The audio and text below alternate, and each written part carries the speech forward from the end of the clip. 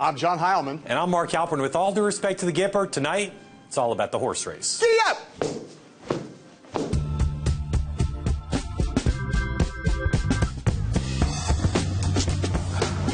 Giddy up indeed, and hello from the Ronald Reagan Presidential Library in Simi Valley, California, where soon 2 rounds of Republican candidates will engage in some back and forthery on affairs, both domestic and foreign, live on CNN.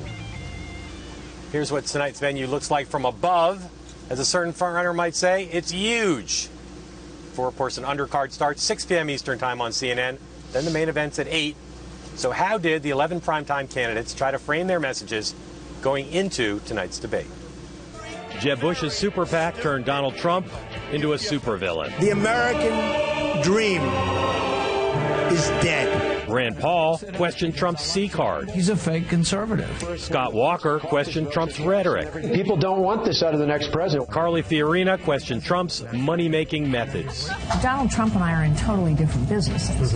He's in the entertainment business. Chris Christie, he just wants to avoid the mess. I've watched this Jeb Bush, Donald Trump food fight.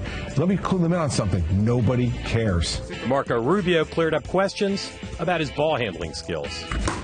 Ben Carson addressed the pep question. I recognize that I have plenty of energy. John Kasich remembered the Gipper. Lightning struck, and I found myself really in the command center for Ronald Reagan. Mike Huckabee kept it folksy about his poll numbers. But this is the dating season, not the marrying season. And Ted Cruz took a stand against scorpions.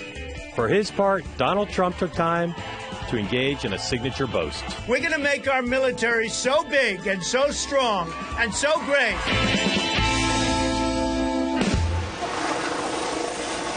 All right, so that's how the candidates set the scene. One more thing we want to tell you in the context for tonight's debate.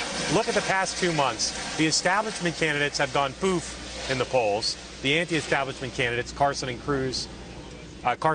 Trump in particular, have been going up and up, as you can see, especially after that first debate. John, going into tonight, who do you think did the best job of setting the table for themselves in this debate? Well, whoever was flying that helicopter did a good job of setting the table for this conversation so that we could actually hear each other. I appreciate that.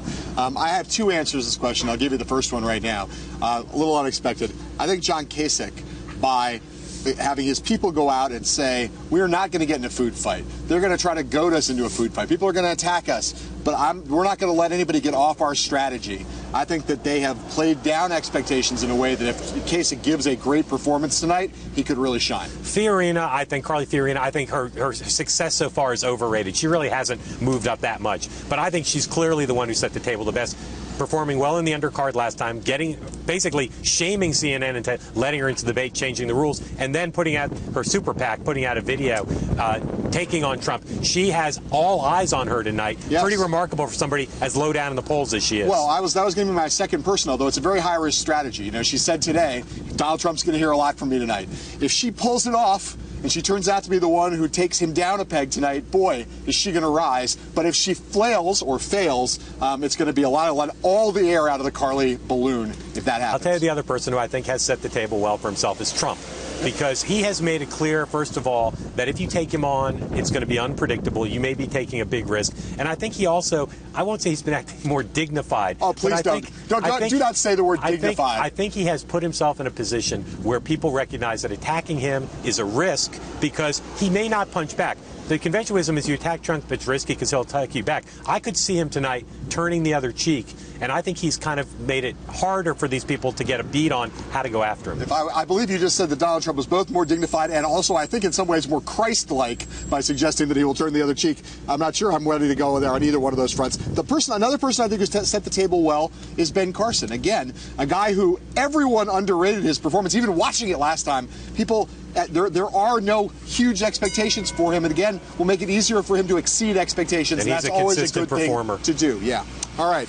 The first debate was, as everyone remembers, all about the Trumposaurus Rex. The second debate is also all about Trump and Ben Carson, the 2 candidates who exist on a plane far above the rest. But tonight, you might see some of those earthbound candidates spray some fire at each other. Keep an eye out for Scott Walker, possibly challenging John Kasich on Medicaid and Obamacare, for example. But Mark, I ask you, why, oh why, would any candidate spend any time tonight not taking on one of the two clear front runners? Two reasons. Attacking Trump and attacking Carson is hard. It's hard to get a beat on him. And the other thing is, Bush has to become, to catch up to Carson and Trump, you got to become the person. Right. And so Walker doesn't want Kasich to become the person. Bush doesn't want Fiorina to start eating into his support in places. So you're seeing behind the scenes all sorts of skirmishes, some bleeding out into the public. Earlier today, Walker and Kasich, that back and forth, because they have to clear the underbrush away. You can't leapfrog over 5 people to get to Carson and Trump. You got to try to get directly to them. Well, let's go back. Let's go back to lane theory also, right? Establishment lane, anti-establishment lane. The anti-establishment lane, there's a lot of people in it, but it's clear that there are two clear people, dominant figures in that lane.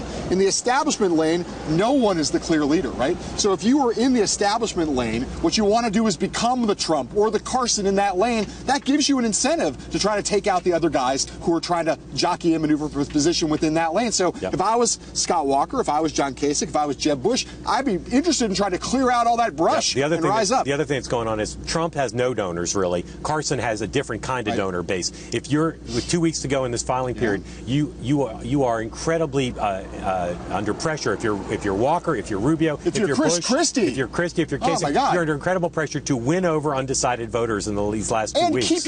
Keep your donors from fleeing. Yes. And the only way, ones that haven't already fled, try to keep them from doing that. The only way to do that is to try to take a hit at some of these other guys. So it's weird to say I'm at 3%, I'm going to hit a guy at 4%, but that's where we are right now. Yeah, that's right. All right, Republicans aren't the only ones thinking about this debate. If you've been paying any attention at all, you know that the Democrats are also talking a lot, particularly about Donald Trump, as much as they can. Don't take my word for it, though. Here is Democrat number 1, President Obama, earlier today at the Business Roundtable in Washington, referring to Trump's slogan that he thinks is so flat it fits on a hat. In the echo chamber, that is presidential politics, everything is dark and everything is terrible. They don't seem to offer many solutions for the disasters that they perceive, but they're quick to tell you who to blame. I'm here to say that there's nothing particularly patriotic or American about talking down America. All right, so that was Obama today. Last night, at an event marking Hispanic Heritage Month held at his home in Washington, D.C., Vice President Biden gave his most salient Democratic rebuttal yet to Donald Trump's message. The Trump and that stuff you're hearing on the other team, and not just the other, this isn't about Democrat, Republican. It's about a sick message. This message has been tried on America many times before. We always, always, always, always, always overcome it. Biden, by the way, maybe by coincidence, was about 60 miles away from here earlier today in Anaheim, talking at a solar power trade show. He's then headed off to Los Angeles to do an event. Then there's Hillary Clinton. She's on The Tonight Show, starring Jimmy Fallon this evening, talking about the Democratic debate and Trump. She's been on Trump. She even recently in Iowa did an impression of Trump. John, we both agree that Joe Biden there was better in taking on Trump than Hillary Clinton generally is. Assuming you agree with that, and I know you do, what are the implications of his so far superior ability to frame the Trump discussion? Well, you know, I mean, look, it's no accident that you see Biden doing this at this point in his deliberations about whether to run for president. He's showing Democratic voters in the same way she is what it would look like if there was a general election with Donald Trump. I think you have to say part of the reason why Biden is more effective so far in this is that he attacks Trump at the same time as projecting this big optimistic vision of America. Hillary Clinton has been funny in taking on Trump. She's been pointed. She's been a woman and stood up for women's issues. But what she hasn't done is put it in a larger framework of American optimism, and that is really important. Hillary Clinton attacks Trump from the point of view of a Democratic partisan. Right. Biden does it in a message that's more centrist, and I think with a greater fingertip feel. Right now, in the Democratic contest, Sanders doesn't get into it much, but it's clearly the case that auditioning to be the one to take on Trump, even if Trump's eventually not the nominee, is part of what Democrats are looking for. Yes, that's actually right. And everyone wants to try to, who can I imagine better? I mean, so many Democrats are now worried because of Clinton's problems. They're so worried about, are we going to have a candidate who can win in the fall? We do not want to see, after 8 years of Barack Obama, this White House fall back in Republican hands. So they're starting to make electability considerations, and that's why Biden is doing what he's doing and why it matters. Looked good when Biden did it. All right, lots of guests we got coming up. There's Trent Lott. There's the guy who runs this magnificent library. And most immediately, our own Will Leach and Sasha Eisenberg when we come back.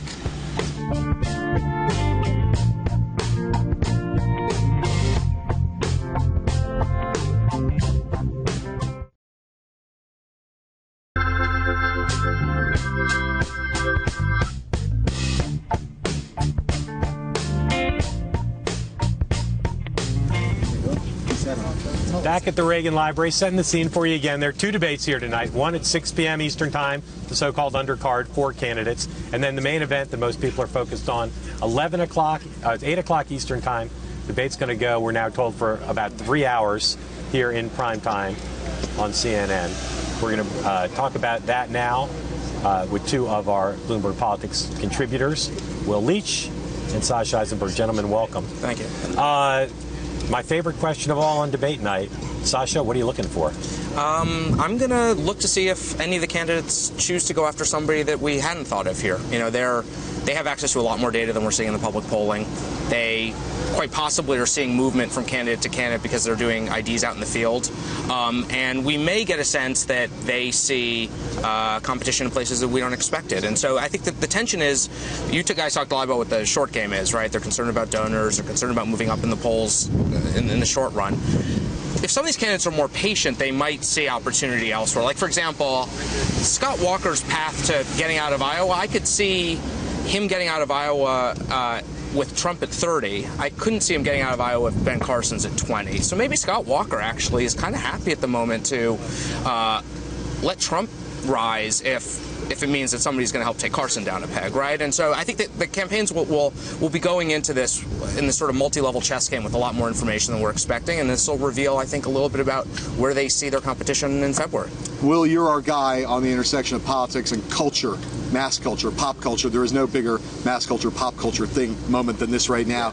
As you wander around here in this media sphere that we now exist in here, what are you going to be looking at tonight at this debate? I'm fascinated by the way the crowd's going to react. You know, the way that this whole thing's been set up. CNN's putting this up like it's several prize fights happening at once, and and you've got a Bush person saying that, like, oh, he's going to find out what how tough I am and so on.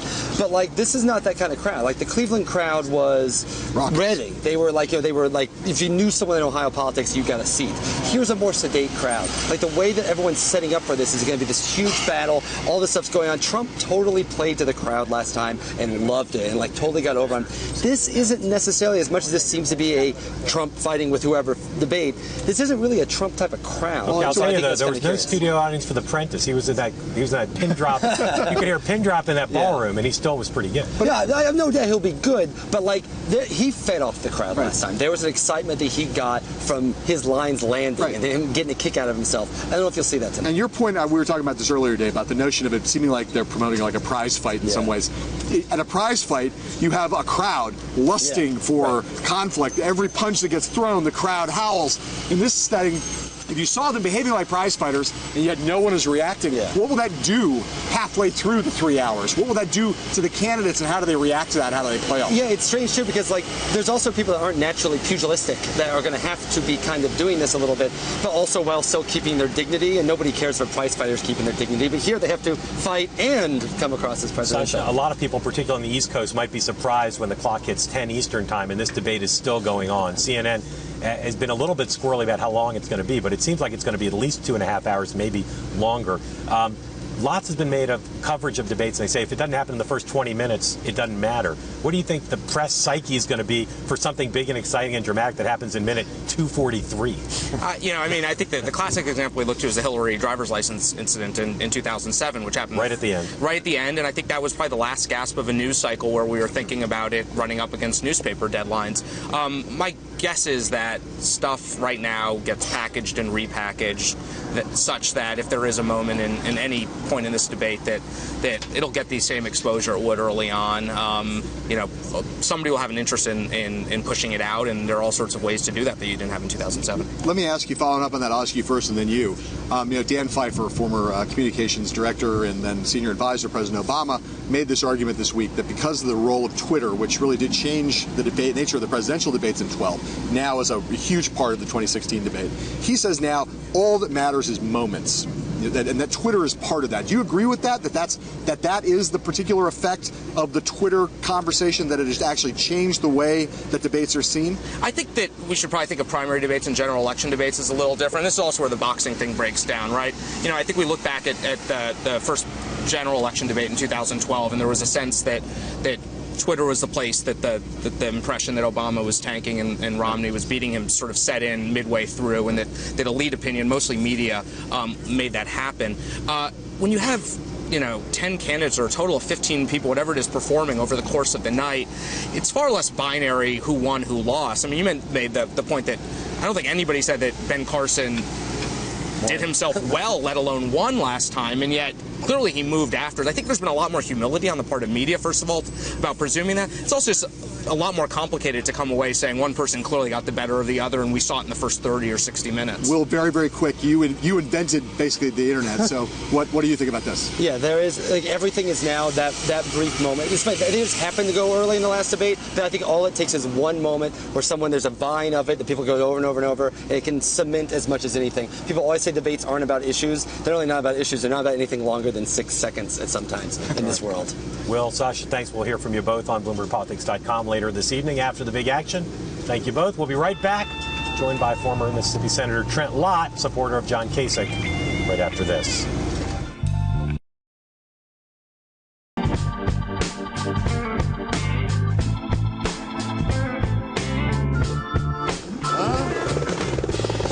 Joining us now here at the Reagan Library, former senator from Mississippi, Senate leader, and now a supporter of John Kasich's presidential campaign, Trent Lott. Senator, thanks for joining us. Glad to be with you. So you've just gotten on board with John Kasich. We were talking during the break about his previous presidential run. What do you see in him now that makes him ready to run? Well, back in the 90s when he thought about it, he had just been in the House. He'd been a good member of the House, chairman of the Budget Committee, very active on armed services. I had a great relationship with him, but I just didn't think he was, old enough or quite ready for it. But since then, he's been out in the private sector. I think he learned a lot there, and then been elected governor and reelected to a big, important state, Ohio, where he's done the same thing he did in the Congress. A lot of people took credit for the balanced budget and the surplus and the tax cuts that we had in the late 90s. But John Kasich, the last man I talked to before I had the last conversation with Bill Clinton about the budget deal was John Kasich. He knew more about it and did more in terms of writing it, along with Pete Domenici than anybody else. So I think he's got the whole package, He's the right age. He's got the right kind of character. Right. He's got the experience of dealing with the budgets, and he's not a guy who just talked about what he would like to do. He's done it.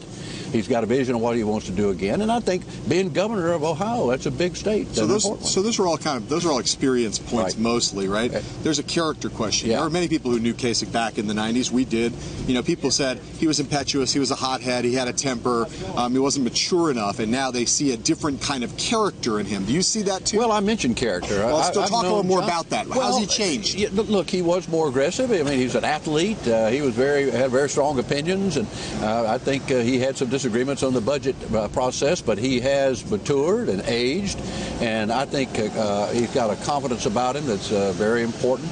I feel he's ready. I didn't think he was in the 90s. I think he is now. 16 candidates in this race now. Yeah. I know you think Kasich can be nominated. Yeah. Who else can be nominated at this point? Well, I think we got a great team, and I've been good friends with several. I know. So which of your good friends could also be nominated? Well, I do think Bush. Would Bush be nominated? He could. Yeah, sure. Could Walker be nominated? He could, although I don't see that he's putting it together. Yeah. Rubio. I like Marco Rubio very much. How about Trump? Would Donald Trump be nominated? No, I don't think so. Don't think so. Why not? Well, I just, again, I don't think he has the right kind of experience. It's one thing to talk about how we're going to win. That's great. I like that.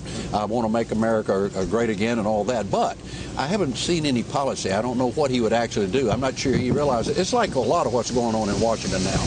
I agree philosophically with a lot of the people that are making profound statements in Washington, like Ted Cruz. But his tactics don't work. Right. But you got to have the right philosophy, the right experience, the right policy, and the ability to know how to get it done. That's what others are missing. Those are good reasons for you not to be supporting Donald Trump. Just on the question of can he be the nominee. He's a guy who's leading by a lot in the national polls. Sure. He's leading in every early state by a lot. Or what is it that beyond the questions of whether why you might not support him, what do you think is actually standing in his way of being the Republican nominee, given his strength right now? Well, first of all, I do think that he is indicative of a stirring that's going on. I saw an article in one of the newspapers about how the fact that Bernie Sanders is running the way he is, and Donald Trump, it's telling us something. We better pay attention to it. People don't like what's going on in Washington, or be more specific, not going on in Washington. When was the last time that Washington Congress, the president, did something that really amounted to something for the future of our country? What we're missing in Washington now is real, true leadership. Men and women that know how to work together and make the system work for the good of the country. So I think that, the fact that he is taking on the media, quite frankly, and the fact that he gets in people's face, and if you slap him around a little bit, he'll double down on you.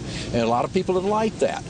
But again, I just don't think he has the experience, and I don't think he knows how difficult some of these things are. If there were a primary held in your state of Mississippi today, who would win it? He'd be very competitive. He'd win it today, though, right? He'd win it today. He probably would. You know, Ted Cruz has got supporters in Mississippi, but we're already well organized for Kasich. We have a state chairman. We have a congressman that's committed to him. We have the key county chairman that are committed to Kasich. We're ready to go in Mississippi. If Hillary Clinton's the Democratic nominee, will she be hard to beat or easy to beat in the general election? I think she'll be hard to beat because she does have a certain appeal, and a lot of people, Democrats and women, are realize it's a historic event.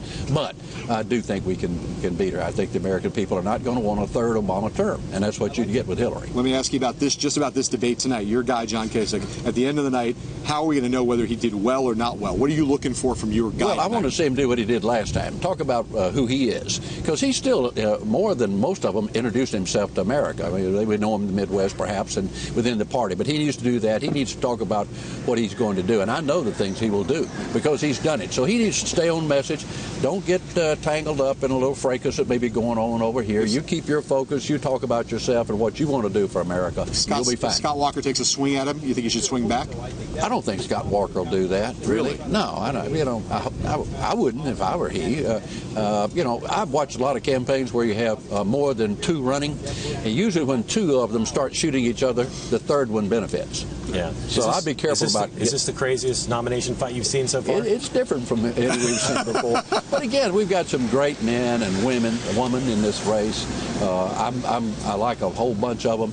I just think, all things considered, that Kasich is the man that can get the job done because he's done it before. Okay, Senator Lott, thanks so much. Good luck to your side tonight. We appreciate you coming by. Thank you very much. Good to see you guys again. We'll be right back after this.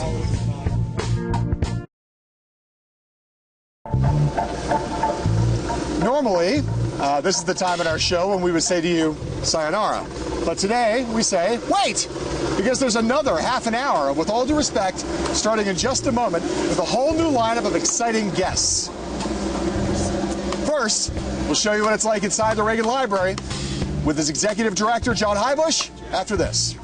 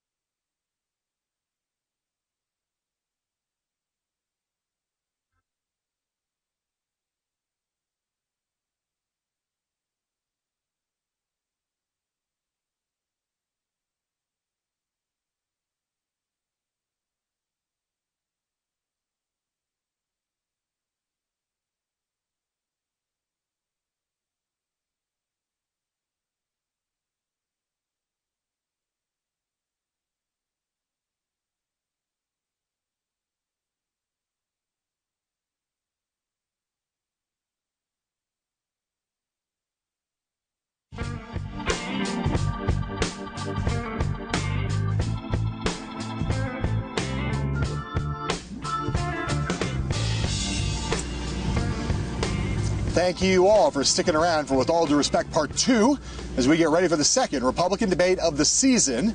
We are in Simi Valley, California at the Ronald Reagan Presidential Library. And earlier we talked to John Heubusch, the library's executive director.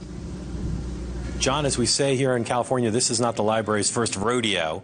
Is people get sick of hosting these debates? No. In fact, I'm real glad we have experience doing it because this one's bigger and bolder than all the rest, so it's good to have experienced hands around to make it really happen. What makes this one bigger and bolder, except for the number of candidates, or is that it? It starts with the number of candidates, but also the number of press that are interested. We've got like over 600 credentialed press, and that doesn't include the 400 people from CNN that are here for their shows all week. In terms of like the people who are actually in the hall, the people who are big in the party donors, is there more demand to get into this one than you've ever seen before? Definitely, much more demand. Why do you think that is?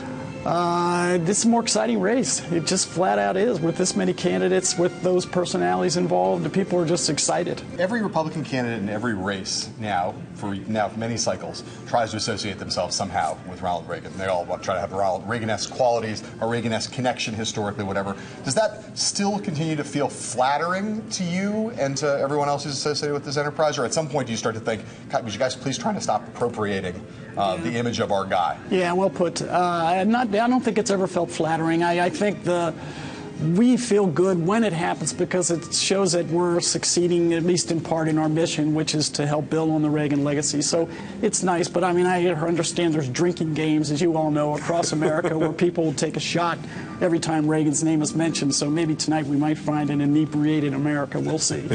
You've got a lot of candidates here tonight, as we said, 11 on the stage. Mrs. Reagan won't be here. She's been at some of the past events. How closely is she following, someone who loves politics, how closely is she following this race? Really close. I know for a fact, having talked to her just yesterday, she's not going to miss a minute of the debate, watching it on TV. She's highly plugged into everything that happens here, from our board meetings to all the events, so she's very interested. Just dwell on that for 1 second, because I think people don't recognize still how politically attuned she is. We were out here, we visited with her once, and it was amazing how much appetite she still had for hearing inside stories from the 2008 campaign, the 2012 campaign. She is still an incredibly attuned political animal, right? Oh, big time. She reads papers every day, follows the news all day long. She's read your books. She's with it, and it's just so pleasing to have that happen. A great leader for us to to work for. Do you think there's any part of her that thinks, I know she's obviously Republican through and through, but is there any part of her that looks across the aisle and thinks, that although she'd prefer a Republican to be in the White House, there'd be some satisfaction for her in seeing Hillary Clinton just to have a woman in the Oval Office finally?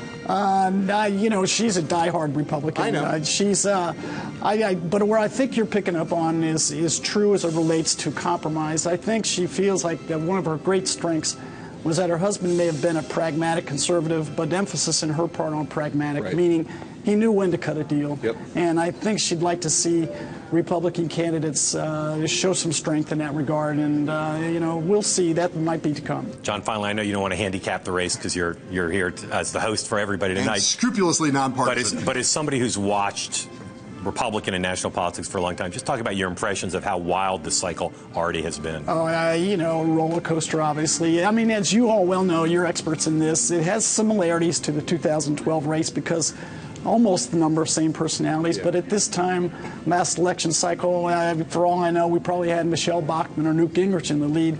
I think we're going to see the same dynamics happen this time. The lead will change hands many times. Oh, so you're predicting Trump's going to lose his lead, huh? Well, I don't know. By fact, if the polls lead will change hands. Yeah, I bet you, my prognostication is he'll lose his lead, and it'll happen in the next month. It's just the dynamics, the way this race is. Our thanks to John Heubusch, who runs the library here, and all the library staff hosting us, and a few other members of the media. Joining us now, a long way from Polk County, our friend from the Des Moines Register, Jennifer Jacobs, and Republican strategist Katie Packard-Gage, who worked for, amongst others, Mitt Romney when he ran for president. Ladies, thanks for joining us. I want to start by asking you both, starting with you, Jennifer, about the Ben Carson phenomena. There's lots of ink has been spilled talking about Trump. Talk to me about, in Iowa nationally, what you think the sources of Carson's popularity are now. People think that he's a new phenomenon, and he's not. To Iowa evangelicals, they've been finding his book on the shelves of religious conservative bookstores throughout Iowa for years. He's a pretty familiar face to them. They've watched the movie. They tracked him from the prayer breakfast forward. So he's a pretty known quantity there. And so it's not like they're just discovering him for the first time. They're seeing him out on a national stage. They feel like they already know him. And so that's just building. Katie, if you look at his traits, obviously his bio is hugely powerful. But if you look at his candidate traits, what do you think is making him so popular right now with the Republicans, not just in Iowa, but even in New Hampshire, a less evangelical state? Sure, I think he's seen, of course, as somebody that's an outsider, and he's sort of Donald Trump, but without the bad manners and the boorishness. You know, he's somebody that's actually very gracious, and he, conducts himself with a lot of dignity. And, to echo what Jennifer was saying, I've been hearing his name among grassroots types for a long, long time. My own parents, what do you think of Ben Carson? They've seen him, they've watched him, on conservative, news channels, and they have been really interested in this guy. And so I think he's just sort of getting a second wind, and I think that they'll be paying close attention to him tonight. We just talked about the evangelical community in Iowa. It has been curious for a while that Donald Trump has been doing as well with evangelicals in Iowa as he had been doing. Seeing a little bit of slippage in that now. When Mark and I talked to him on our show about the Bible, he gave some answers that got a lot of attention in the sense that it seemed like he was kind of being evasive about it. It seems to me that one of the things about Trump is that, authenticity is his calling card. On religion, it seems like that might be one of the places where it might not be quite as authentic. Are Iowa evangelicals starting to notice that, and how much does that matter? It does matter. And when we did our Iowa poll and we called around to some of those poll respondents, it was something they brought up. They would say, well, we're not so sure about what his faith is, how spiritual he is, how much God is a part of his life, but we really think he's a strong businessman, and we really think that the world is on fire and he can help put out those fires. So it is in the back of their minds. Whether it comes to the forefront, not sure yet. I mean, he was strong with evangelicals because he's strong with everyone. Right. But I do think that there's starting to be some cracks in that. Katie, if there's a campaign in crisis, it'd be fair to say you could say it's the Walker campaign, given his standing, the fragility now of his relationship with some donors and potential donors. If you were in with him an hour before the debate tonight, giving him advice, what would you tell him he has to do on the debate stage this evening? Well, I think that he is under a lot of pressure to really make a move tonight and do something to stand out. In the last debate, he performed fine. He didn't throw up all over himself, as they say, but he didn't really do anything to distinguish himself and to stand out. And I do think donors and supporters are looking for that right now. There's been a little bit of a disappointment that he hasn't followed up sort of those early performances, with the same kind of dynamic performance recently. And I think that his supporters need to see that. Is there any metric by which he could perform tonight or in the coming weeks that would matter to donors and activists, except for increased standing in the polls? Is that really all?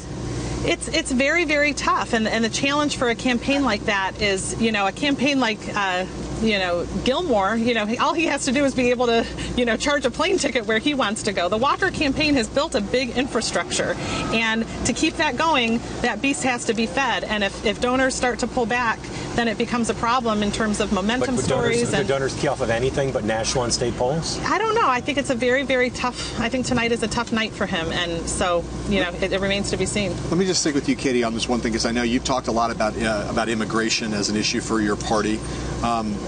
You got Donald Trump with a very particular kind of message on immigration. The party mostly has veered very sharply to the right. Scott Walker talking about building a wall between the U.S. and Canada. Chris Christie talking about tracking immigrants like their FedEx packages. Is there any political mileage right now in anybody taking a strong position on the other side? I don't mean not veering far to the right, but I mean just staking out ground and saying this is all wrong for our party. Could you win with that message in the Republican Party now? You can win with that message. We did, some extensive research among Republican primary voters. The majority of Republican primary voters support a reasonable approach, that secures the border and has some steps that people need to take in order to stay in this country and in order to get legal status. The people that are driving hard for these Trump voters, they're fishing from a really small pond of about 20% of Republican primary voters. The problem with that group of people, that is not where the country is. And so it's a losing general election proposition. And our Republican candidates need to find that reasonable approach, or we're just not going to win next November. Jennifer, you and I have had a running dialogue about Carly Fiorina when we've seen her together in Iowa at events. She seemed quite strong for months. It's only of late that she's got a little bit of bump in the polls and a lot more media coverage. Right. What's your sense of her standing in Iowa? Has she actually crossed some threshold now where she can be talked about as someone who can finish, say, in the top 3?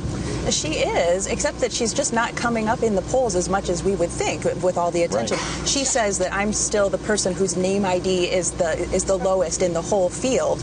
After all the coverage she's gotten for, saying that the establishment is trying to keep me out of this debate, and she really used this getting on this main stage as a stepping stone to propel herself forward. It was a big thing for her.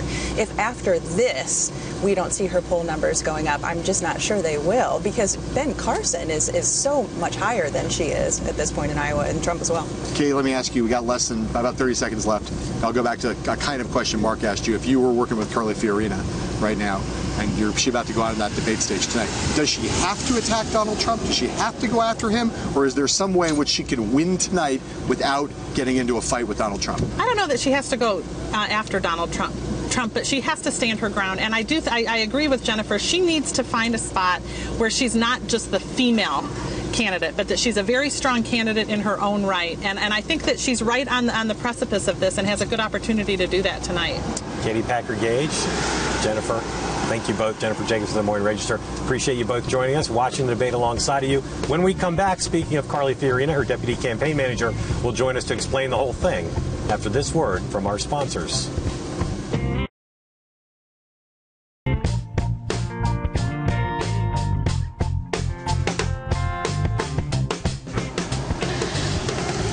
Joining us now here at the Reagan Library is Carly Fiorina's deputy campaign manager, Sarah Isgur Flores. Sarah, thank you for being with us. I'm going to look, everybody in the world is focused on one thing and one thing only right now.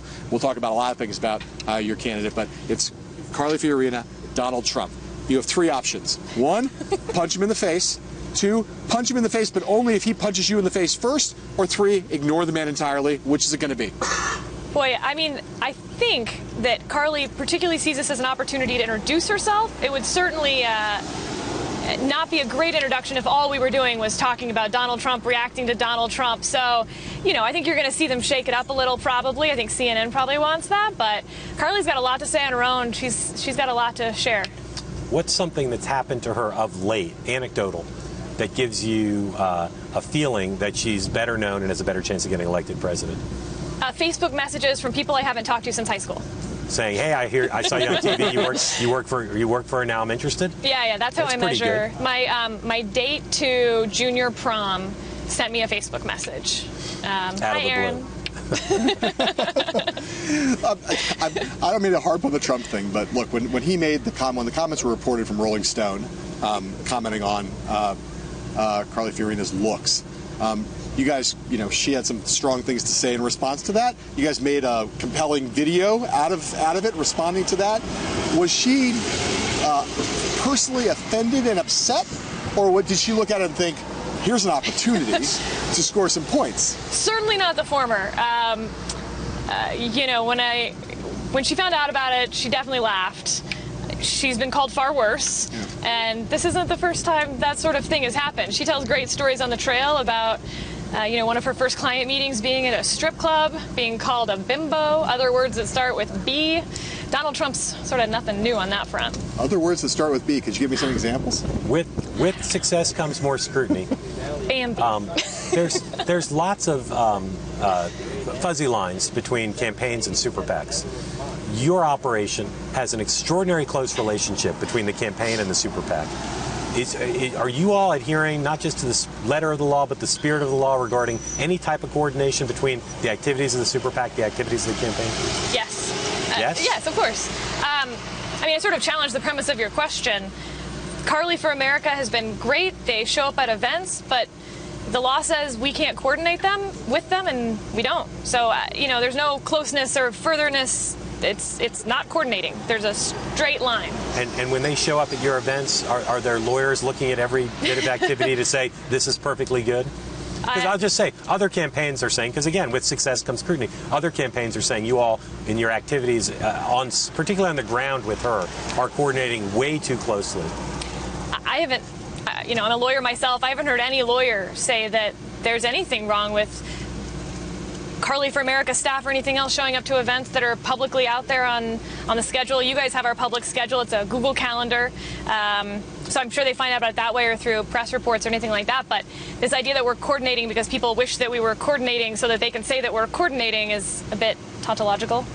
Go ahead. No, go ahead. Do you see any of the other campaigns engaged in activities related to their super PAC that give you, as an attorney, pause and say, boy, that seems maybe over the line? This may come as a shock. I actually don't go to that many other campaigns events. Well, I've just been watching from afar. I really, I read our clips. I care deeply about Carly's stuff. I'm not really watching what the other campaigns are doing in that much detail. So there's news this week that that at the company that Carly used to run, Hewlett Packard, there's never heard of it. There's a huge another round of layoffs happening. Meg Whitman, another big female figure in Republican politics here in the state of California, basically had to fire a bunch of people and essentially saying, and this is not a quote, but essentially saying, I am still cleaning up the mess that I inherited at HP. You guys know that more scrutiny is coming as Carly gets rises higher, but how much of a problem going forward does that seem to you? Not just that she has to answer for what she did as CEO, but for the fact that the company is still in such trouble even now. A couple things. One, I think laying off people is the hardest decision that any CEO, boss, anytime has to make. I'm not surprised that Meg Whitman wants to spread some of the blame around a little. Again, she made a very tough decision. As far as Carly's concerned, though, Tom Perkins, the guy on the board who sort of led the charge to fire her, came out with a full-page ad in the New York Times saying, I was wrong, she was right. She was right about the merger. She was right about the direction of the company, that the industry was consolidating. The NASDAQ had tanked 80%. During the tech bubble burst, and a lot of the companies, Gateway, Sun Systems, the ones that people said, how will HP ever compete with these companies? They no longer existed after the tech bubble burst. So HP survived. It's doing quite well, all things considered, given what happened. So I think that that's a great record to run on. I think you'll see us running on it. Does Carly think of Meg Whitman as a friend? Ask you a question we asked some of the folks earlier in the program. What accounts for the success right now with voters of Dr. Ben Carson? Carly and Dr. Carson are good friends as well. I think it's the same thing that people tell you in focus groups. I've seen some of your focus groups. Yeah. He seems like a nice, authentic guy. A lot of the problems that we've gotten into are because politicians promise things and then they go and they sort of do the Washington two-step, as Harrison Ford said. And I think people are ready for someone from the outside, someone who's actually going to go in and challenge the status quo. And I think they're looking at the different outsiders and thinking who actually can win this job and who can do this job. I obviously think Carly is the best person for that fit, but I absolutely understand why they're looking at the outsiders very closely right now. Is she feeling pressure? I mean, a particular kind of pressure tonight? I mean, she is obviously the only one who was on the undercard in the first debate. She managed to kind of lobby her way and improve her performance. She both lobbied actively and improved her performance enough to get on this stage, which is why there's so much attention on her now. Is she like a lot more nervous tonight than she was a month ago in Cleveland? No, I came from the trailer that we're all hanging out in back there, the green room, and she's in a great mood. She's ready to go. She's excited. This is an opportunity to introduce herself to a lot of new folks. Her name ID is still among the lowest in the entire field. Right. So it's a huge opportunity, and she's excited about it. She's been on big stages before, so I don't think there's a lot that intimidates her. Did she know President Reagan? I don't know, actually. Stump the band on that one. Yeah. We were here last month. Speaking at the Reagan Library, she gave a great foreign policy speech on China as a rising adversary. So we've met the Reagan Library staff. They have been so generous, really just over and beyond the call of duty, welcoming all the candidates here. Has she heard from anybody prominent in the world in the last couple of weeks since she's gotten in the spotlight? Do you know? Has anyone called her out of the blue the way your high school date did and reached out to offer advice or anything? She gets a lot of advice, as I'm sure every candidate does, right before a debate. I'm trying to think of anyone. She's pretty generous handing out her cell phone number, particularly in New Hampshire and Iowa. I know you've talked to folks who text her. She's very good at text. So I don't know. I'd have to ask her if there's been anyone in particular. But she's gotten a lot. Old friends, new friends, Iowa, New Hampshire, South Carolina. I was hoping like Gloria Steinem called her or something. I don't think she's called. We're waiting, though. Does she admire Donald Trump's business record? Or does she think that it's not all it's cracked up to be?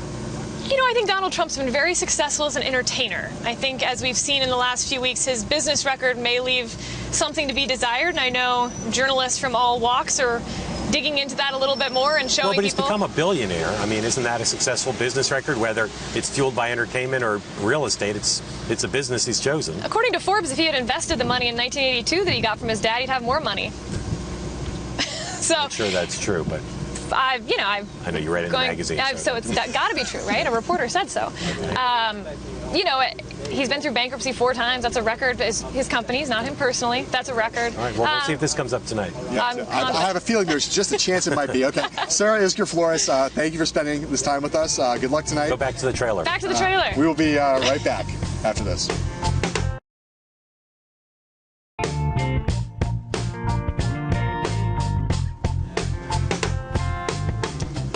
Welcome back to Simi Valley here at the Ronald Reagan Presidential Library. In about 2 hours, 8 o'clock Eastern Time, the primetime debate here. Very big deal in this race. John, just your overall take on what you're looking for as we sit down to watch 11 people on stage. Well, look, the most obvious thing everyone's going to watch is Trump, Trump, Trump, Trump, Trump. I want to see tonight, whether at the end of this night, whether one of those guys, we talked about the establishment lane before, I want to know whether at the end of this night we will look up and say one of those guys was the dominant establishment candidate. We walk away saying that is the guy who has a chance of consolidating the establishment. I think dominant, to some extent, is just showing yourself, not necessarily beating Trump, but showing who you are. I'm watching to see how much the moderators focus this on Trump. They have an extraordinary amount of control. And Carson, how big is Carson tonight? Is he able to rise above? Because it'd be hard to go after Carson. He may rise above any Trump conflict. Well, I also look at Christie, Walker, and Paul. All 3 candidates who, on their current trajectories, could be out of the race before Iowa. Do any of them do anything to help themselves out in a material way? Yeah. Again, the undercard's at 6 o'clock, and then at 8 o'clock Eastern Time, the big debate's going to be a long one, going to go well over 2 hours. Get some popcorn. We'll be right back.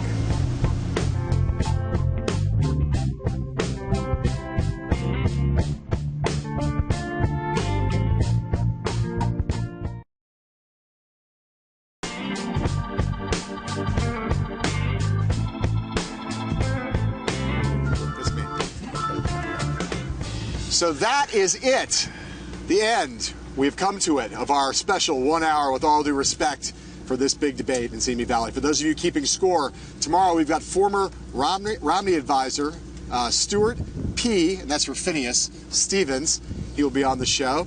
And to make sure tonight you go to BloombergPolitics.com, where Mark and I will both have our pieces up, recapping the primetime debate that's starting in a couple of hours. Coming up here now on Bloomberg Television and on Bloomberg Radio, Ray Dalio is on surveillance. Until tomorrow, after tonight's debate, from Simi Valley, we say thanks for watching and sayonara.